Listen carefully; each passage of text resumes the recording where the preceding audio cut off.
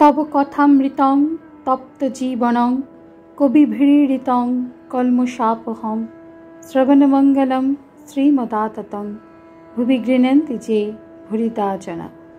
নমস্কার, অমৃতবাণী চ্যানেলে আপনাদের সকলকে স্বাগত।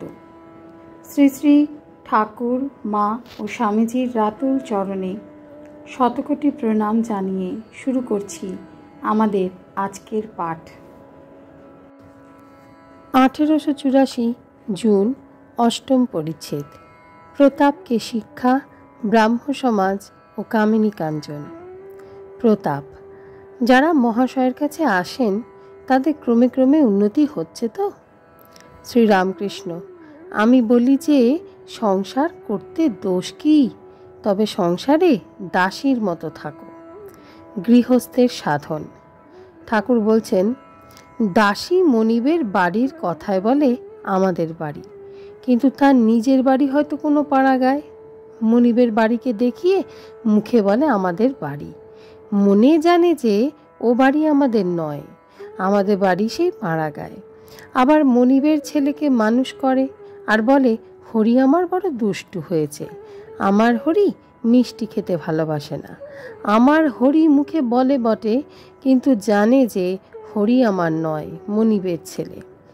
তাই যারা আসে তাদের আমি বলি, সংসার করো না কেন, তাতে দোষ নাই, তবে ঈশ্বরেতে মন রেখে করো, যেন যে বাড়ি ঘর পরিবার আমার নয়, এসব ঈশ্বরের।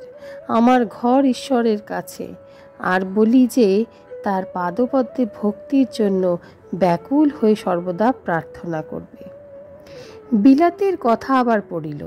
একজন ভক্ত বলিলেন, আজকাল বিলাতের পণ্ডিতেরা নাকি ঈশ্বর আছেন এ কথা মানেন না। প্রতাপ: মুখে যে যা বলুন, আন্তরিক তারা যে কেউ নাস্তিক তা আমার বোধ হয় না। এই জগতের ব্যাপারে পেছনে যে একটা মহাশক্তি আছে এ কথা অনেককেই মানতে হয়েছে। শ্রীরামকৃষ্ণ: তাহলেই হলো, শক্তি তো মানছে, নাস্তিক কেন হবে?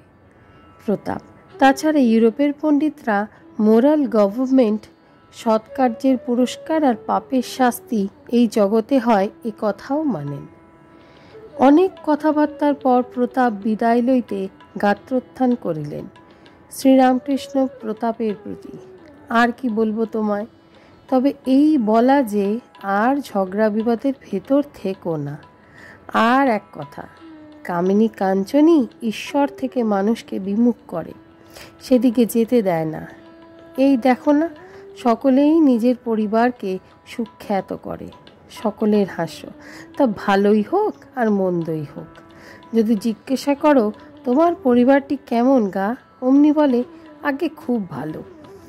প্রতাপ: তবে আমি আসি। প্রতাপ চলিয়া গেলেন। ঠাকুরের অমৃতময়ী কথা, কামিনী কাঞ্চন ত্যাগের কথা সমাপ্ত হইল না। সুরেন্দ্রের বাগানের বৃক্ষস্থিত পত্রগুলি দক্ষিণা বায়ু সংঘাতে দুলিতেছিল ও মর্মর শব্দ করিতেছিল। কথাগুলি সেই শব্দের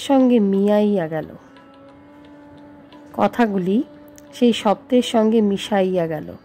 একবার মাত্র ভক্তদের হৃদয়ে আঘাত করিয়া অবশেষে অনন্ত আকাশে লয় প্রাপ্ত হইল। কিন্তু প্রতাপের হৃদয়ে কি এ কথা প্রতিধ্বনিত হয় নাই? কিয়ৎক্ষণ পর শ্রীযুক্ত মণিলাল মল্লিক ঠাকুরকে বলিতেছেন, মহাশয়, এই বেলা দক্ষিণেশ্বরে যাত্রা করুন। আজ সেখানে কেশব সেনের মা ও বাড়ির মেয়েরা আপনাকে দর্শন করতে যাবেন। তারা আপনাকে না দেখতে পেলে হয়তো দুঃখিত হয়ে ফিরে আসবেন। কয় মাস হইল কেশব স্বর্গারোহণ করিয়াছেন, তাই তাহার বৃদ্ধা মাতা ঠাকুরানী, পরিবার ও অন্যান্য মেয়েরা ঠাকুরকে দর্শন করিতে যাইবেন। শ্রীরামকৃষ্ণ মণি মল্লিকের প্রতি: রোষ বাপু, একে আমার ঘুমটুম হয় নাই, তাড়াতাড়ি করতে পারি না। তারা গেছে, তার কি করব? আর সেখানে তারা বাগানে বেড়াবে, চেড়াবে, বেশ আনন্দ হবে।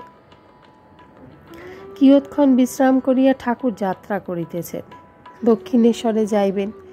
যাইবার সময় সুরেন্দ্রের কল্যাণ চিন্তা করিতেছেন। সব ঘরে এক একবার যাইতেছেন আর মৃদু মৃদু নামোচ্চারণ করিতেছেন। কিছু অসম্পূর্ণ রাখিবেন না, তাই দাঁড়াইয়া দাঁড়াইয়া বলিতেছেন, আমি তখন নুচি খাই নাই, একটু নুচি এনে দাও। কণিকা মাত্র লইয়া খাইতেছেন আর বলিতেছেন, এর অনেক মানে আছে। নুচি খাই নাই মনে হলে আবার আসবার ইচ্ছা হবে। সকলের হাস্য। মণি মল্লিক সহাস্যে, বেশ তো, আমরাও আসতাম। ভক্তেরা সকলে হাসিতেছেন। আজকের পাঠ এ পর্যন্তই।